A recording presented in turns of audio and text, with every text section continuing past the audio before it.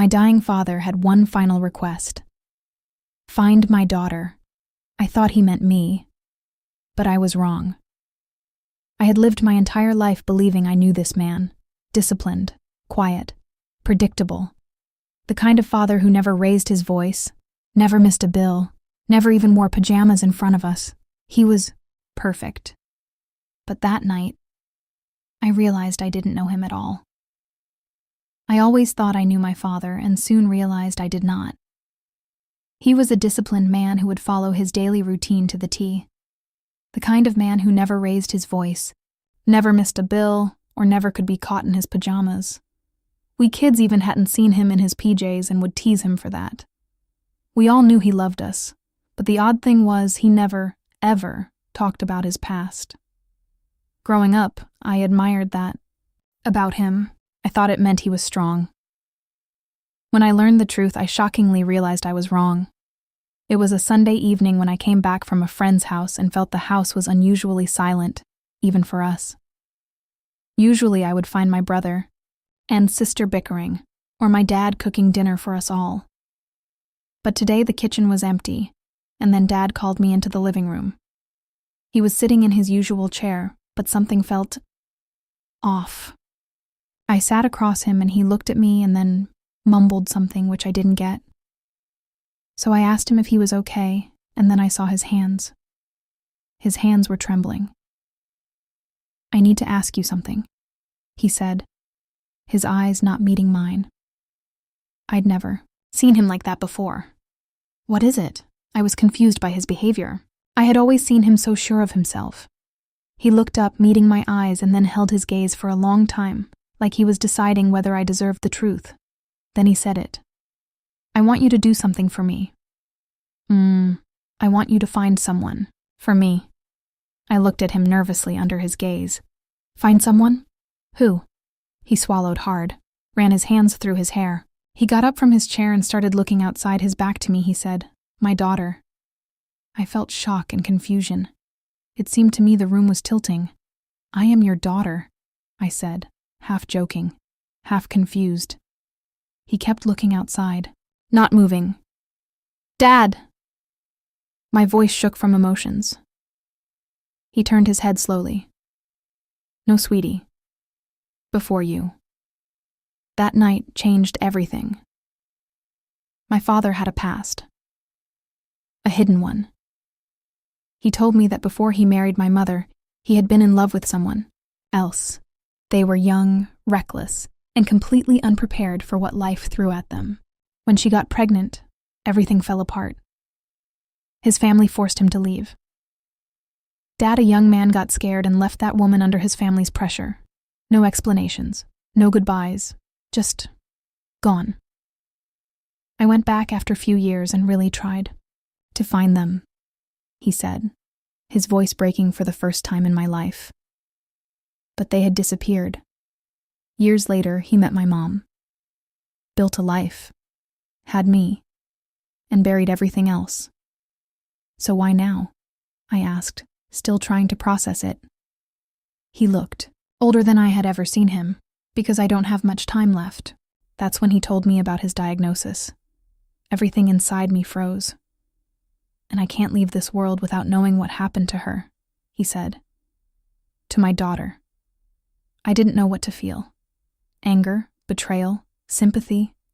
My entire life, I thought we were a small, complete family.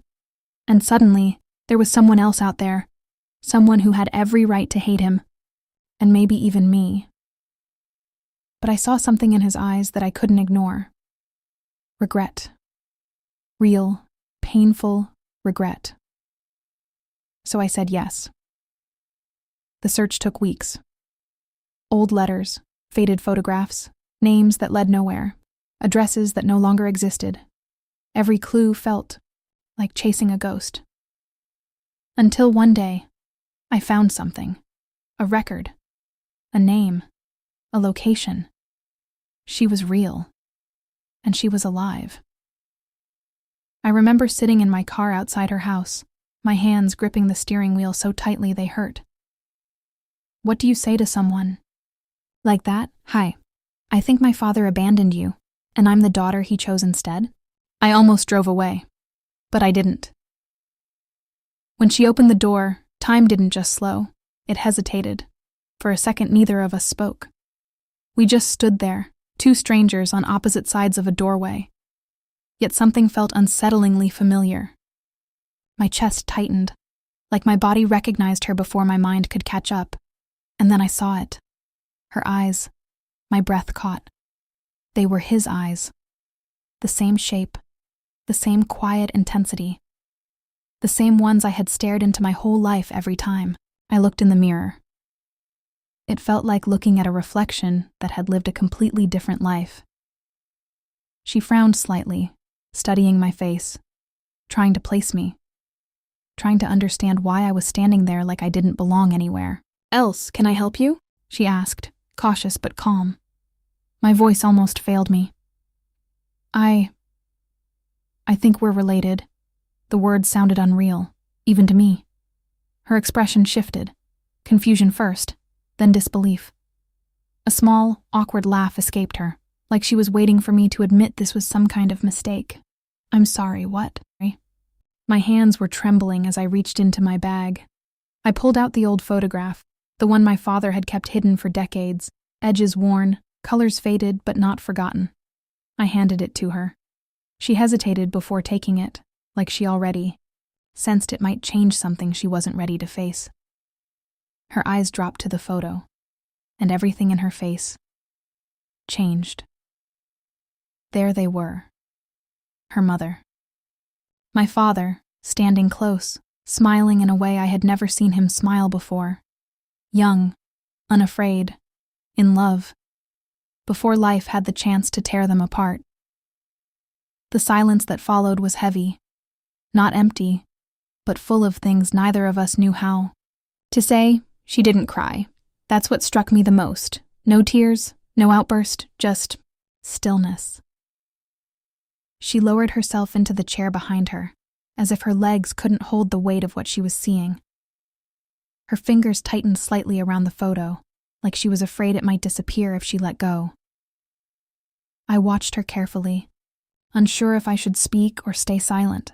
Seconds passed, maybe longer. Then, without looking up, she asked, quietly, but with something sharp underneath, "Why now?" Two simple words, but they carried years of absence, unanswered questions, and a pain I hadn't lived, but could suddenly feel. My throat tightened, because she deserved a better answer, a real answer, an answer that explained why he wasn't there. Why she had to grow up without him. Why I got a father and she didn't. But I didn't have any of that. All I had was the truth. And it felt painfully small. I swallowed hard, my voice barely steady. "He's dying." The words hung in the air between us, fragile and irreversible. For the first time, she looked up at me. Really looked, and in that moment, something shifted. Not forgiveness, not yet, but something deeper. Something human. The anger in her eyes didn't disappear, but it softened, just enough to make room for something else, something like understanding, or maybe just the beginning of it. And that's when everything changed. A week later, she came to our house. I had never been so nervous in my life. My father was sitting in his chair again, the same place where this all started. When she walked in, he didn't say anything at first. He just looked at her, like he was seeing a miracle he never thought he'd get.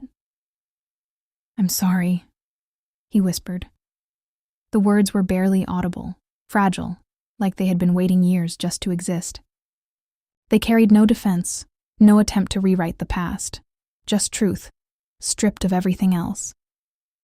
He didn't look away, didn't try to explain, didn't try to justify, because there was nothing he could say that would undo what had already been done. So he gave her the only thing he had left, not reasons, not stories, not apologies wrapped in excuses, just two words, heavy with regret and far too late to change anything, yet somehow still enough to mean everything. For a moment, I thought she would walk away. And honestly, I wouldn't have blamed her, but she didn't. She stepped forward, slowly, carefully, and then she hugged him. I stood there, watching my world rearrange itself. In that moment, I realized something. Families aren't always broken by secrets. Sometimes, they're rebuilt by the truth. My father passed away 3 months later, but he didn't leave with regret anymore. And I didn't lose a father. I gained a sister. Some secrets stay buried forever, but some change everything when they finally come to light.